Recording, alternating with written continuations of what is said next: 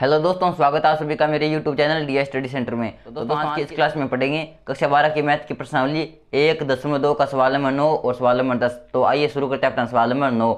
तो दोस्तों सवाल नंबर 9 है कि मान लीजिए कि समस्त n बिलोंग करते हैं n से, यानी कि मान करेंगे बिलोंग करेंगे n से, यानी n का मतलब है यहाँ पर प्राकृत संख्या के लिए फलन एफ एन बराबर n+1/2 होगा यदि n का मान विषम होगा, और यदि n का मान सम लेंगे तो ये होगा n/2 द्वारा परिभाषित फलन f n से n में परिभाषित है। अर्थात यहाँ पर हमारा प्रांत भी n है, n का मतलब प्राकृत संख्या है और सह प्रांत भी n है।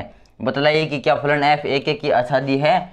अपने उत्तर का औचित्य भी बताइए कि यदि फलन एक की आच्छादी है तो क्यों है, उसका कारण भी बताइए। अगर एक की आच्छादी नहीं है तो क्यों नहीं है, उसका कारण भी बताइए। तो इस कार्य फलन है हमारा एफ एन बराबर, तो सबसे पहले तो लिखते हैं इसका हल। तो फलन है हमारा एफ एन बराबर, फलन एफ एन बराबर होगा n+1/2। ये कब होगा, जब यदि n विषम है। यदि n विषम है तब एफ एन बराबर होगा n+1/2, और n/2 होगा यदि n सम है। n सम है तो इसका ये फलन है हमारा, और कहाँ से कहाँ परिभाषित है, ये फलन परिभाषित है हमारा n से n में। अर्थात यहाँ पर प्रांत भी n है और सह प्रांत भी n है। प्रांत का मतलब होता है कि हम मान कहाँ से रखेंगे, मान हम रखेंगे प्रांत से और n से, और प्राप्त भी n में होंगे। तो n का मतलब होता है प्राकृत संख्या। प्राकृत संख्या में 0 शामिल नहीं है, दशमलव वाली संख्या शामिल नहीं है और माइनस वाली संख्या शामिल नहीं है, और बाकी 1 से लेकर अनंत तक प्लस वाली सभी संख्याएं शामिल है। तो सबसे पहले तो लिखेंगे एक एक के लिए।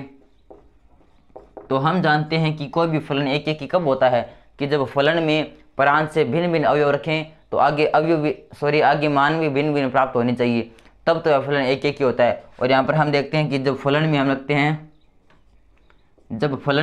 हैं एक, तो एक है हमारा विषम, और विषम के लिए क्या होगा, विषम के लिए होगा n+1/2। तो जब फलन में एक रखते हैं तो ये होगा हमारा 1+1/2, क्योंकि n की जगह रख दिया 1 बराबर ये हो गया 1।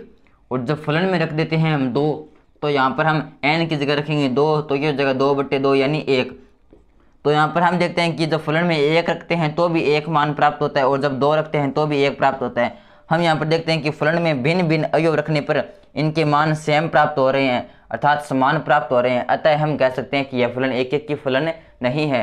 तो लिखेंगे चूंकि फलन में प्रांत से भिन्न भिन्न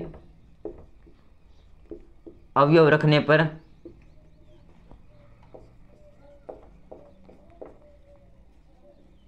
पर मान समान प्राप्त हो रहे हैं।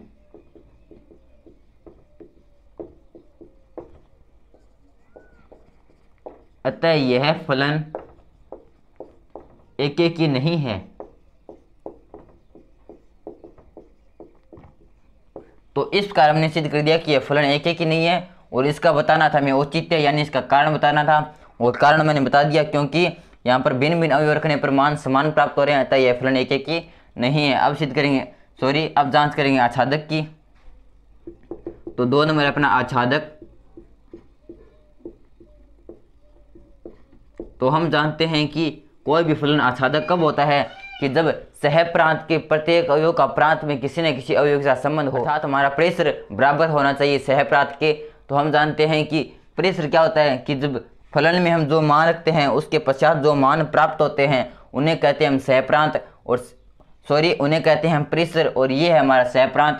तो हमारा परिसर जब सह प्रांत के बराबर हो जाएगा तब यह फलन आच्छादक सिद्ध हो जाएगा। और यहाँ पर हम देखते हैं कि चूंकि फलन में जब 1 रखते हैं तो मान प्राप्त होता है हमारा।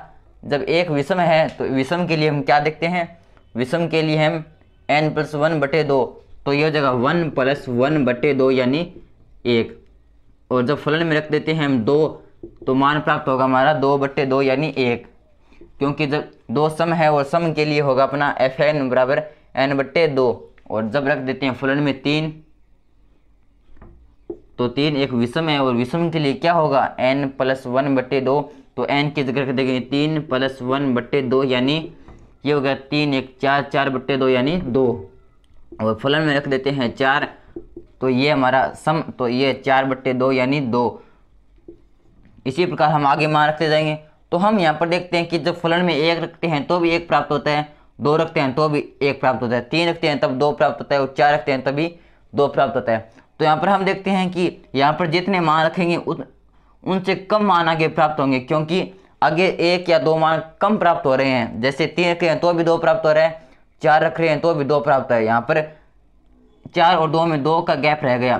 तो इस प्रकार हम कह सकते हैं कि यह जो परिसर है हमारा, इनमें मान रखने पर जो मान प्राप्त हो रहे हैं ये मान कभी भी प्राकृत संख्या नहीं हो सकते, अर्थात ये मान अनंत तक प्राप्त नहीं हो सकते, क्योंकि ये इनसे 2 या 3 इस कम होते चलते जाएंगे।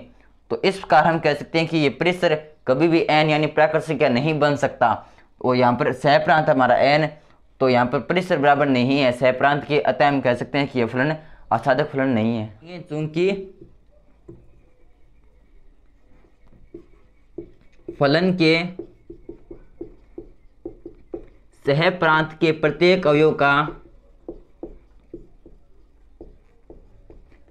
अवयव का प्रांत में संबंध नहीं है। इसका मतलब है कि अर्थात परिसर बराबर नहीं है सहप्रांत के। सहप्रांत है हमारा n और परिसर कभी भी, इस फलन में परिसर कभी भी n यानी सभी प्राकृत संख्या प्राप्त नहीं हो सकता, क्योंकि एक कम होती चलती जा रही है। तो यहाँ पर परिसर बराबर नहीं है सहप्रांत के, अतः हम कह सकते हैं कि यह फलन आच्छादक नहीं है। तो लिखेंगे अतः यह फलन आच्छादक भी नहीं है। तो इस प्रकार हमने सिद्ध कर दिया कि यह फलन न तो एक एक की है और न आच्छादक है, अतः हम कह सकते हैं कि यह फलन एक एक की आच्छादी यानी बीजेक्टिव फलन नहीं है। और इसका हमें औचित्य यानी कारण बताना था, जो मैंने बता दिया कि यह फलन एक एक की क्यों नहीं है, आच्छादक क्यों नहीं है। अब आता हमारा सवाल नंबर 10, और सवाल नंबर 10 है कि मान लीजिए कि एक हमारा समुच्चय है जिसमें r यानी सभी वास्तविक संख्याएं हैं, इसके अंदर 3 शामिल नहीं है, अर्थात हमारे ये है हमारा a हमारा एक समुच्चय है जिसके अंदर सभी वास्तविक संख्याएं हैं, 3 को छोड़कर सभी वास्तविक संख्याएं शामिल है। तथा b भी एक समुच्चय है जहाँ पर जिसमें भी सभी वास्तविक संख्या हैं, इसमें भी एक शामिल नहीं है। इनमें फलन f(x) बराबर x-2/x-3 द्वारा परिभाषित एक फलन है।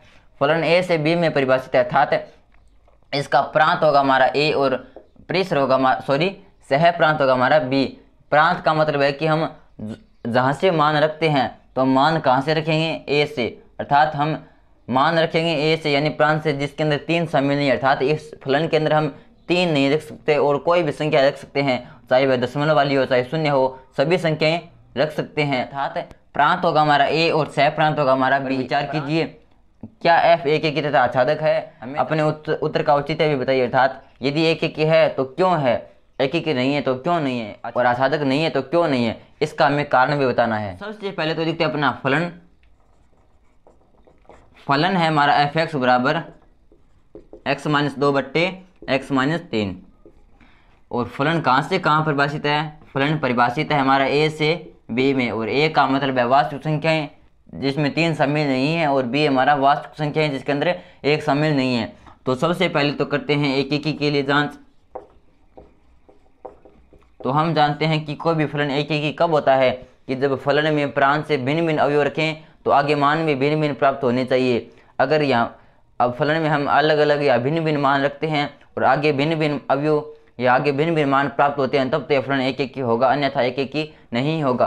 तो यहाँ पर हम देखते हैं कि जब फलन में रख देते हैं हम जब फलन में 1 रख देते हैं, यहाँ पर हम 3 नहीं रख सकते और सभी संख्याएं रख सकते हैं। तो फलन में जब 1 रखेंगे तो ये हो जाएगा 1-2/1-3, तो 1-2 यानी -1, 1-3 यानी -2, तो माइनस से माइनस कट जाएगा, ये बचेगा हमारा 1/2। अब रख देते हैं फलन में, जैसे -1 रख देते हैं तो जब हम -1 रखेंगे तो -1 -2 बट्टे -1 -3, तो ये हो जाएगा हमारा, ये हो जाएगा -3 बट्टे ये हमारा -4, तो ये हो जाएगा +3 बट्टे 4। इसी प्रकार अगर हम रख देते हैं फलन में 5, तो ये हो जाएगा 5 -2 बट्टे यहाँ पर रख देते हैं 5, तो ये हो जाएगा 5 -3, तो 5 -2 यानी 3, और 5 -3 यानी 2, तो ये 3 बट्टे 2। इस कर यहाँ पर जब फलन में हम अलग अलग या भिन्न भिन्न अवयव रखेंगे तो आगे भिन्न भिन्न मान प्राप्त होंगे, और यह बात प्रत्येक अवयव पर लागू होगी। अर्थात यहाँ पर हम चाहे कोई भी संख्या रख दो, यहाँ पर फलन में चाहे कोई भी संख्या रख दो, लेकिन यहाँ पर आगे भिन्न भिन्न मान प्राप्त होंगे। अतः हम कह सकते हैं कि यह फलन एक ही है, क्योंकि हम जानते हैं कि कोई भी फलन एक ही कब होता है कि जब फलन में भिन्न भिन्न अवयव रखें तो आगे मान भी भिन्न भिन्न प्राप्त होने चाहिए, और यहाँ पर जब हम भिन्न भिन्न अवयव रख रहे हैं तो आगे मान भी भिन्न भिन्न प्राप्त हो रहे हैं। तो लिखेंगे फलन में भिन्न भिन्न अवयव रखने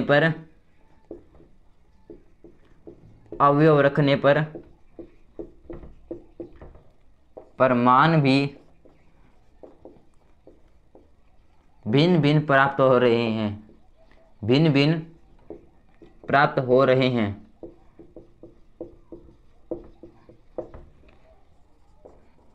अतः यह एक ही फलन है।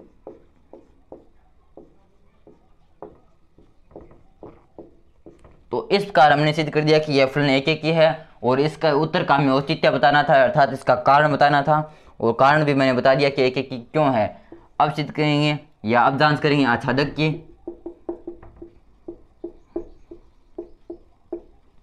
तो हम जानते हैं कि कोई भी फलन आच्छादक कब होता है कि जब फलन के सह प्रांत के प्रत्येक अवयव का प्रांत में किसी न किसी अवयव के साथ संबंध हो, अर्थात हमारा परिसर बराबर होना चाहिए सह प्रांत के, और परिसर होता है हमारा कि फलन में प्रांत से जो भी मान रखते हैं उसके पश्चात आगे जो मान प्राप्त होते हैं उन्हें कहते हैं परिसर, और परिसर बराबर होना चाहिए हमारे सह प्रांत के, यानी b के, और b है हमारा वास्तविक संख्याएं जिसके अंदर एक शामिल नहीं है। तो यहाँ पर हम देखते हैं कि जब फलन में भिन्न भिन्न अवयव रख रहे हैं तो आगे मान भी भिन्न भिन्न प्राप्त हो रहे हैं, और यहाँ पर हम चाहे कुछ भी संख्या रख दो लेकिन आगे अलग अलग मान प्राप्त होंगे। तो यहाँ पर आगे जब यहाँ पर सभी मान रखने पर आगे जो सब मान लिखेंगे तो हम देखते हैं कि उनमें एक नहीं होगा और सभी वास्तविक संख्याएं शामिल होगी। तो यहाँ पर हम देखते हैं कि ये परिसर बराबर होगा हमारे b यानी सह प्रांत के, अतः हम कह सकते हैं कि यह फलन आच्छादक होगा। तो लिखेंगे क्योंकि फलन के सह प्रांत के प्रत्येक अवयव का प्रांत में किसी न किसी अवयव के साथ संबंध होगा, अर्थात सह प्रांत है हमारा b यानी r-1, अर्थात सह प्रांत बराबर होगा हमारा परिसर के। अतः हम कह सकते हैं कि यह फलन आच्छादक फलन है।